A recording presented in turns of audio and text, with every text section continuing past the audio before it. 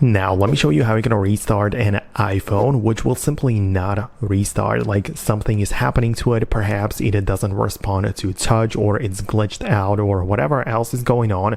In that case, you have to perform what's called force restart.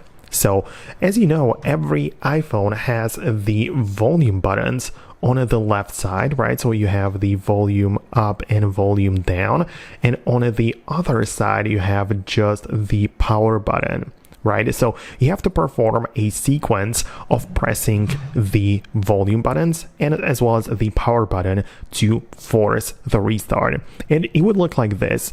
You would press the volume up, volume down, and then hold it down on the power button.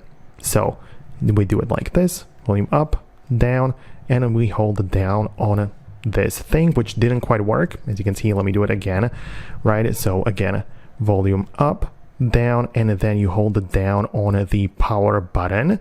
As you can see with my right index finger, I'm still holding on to that button.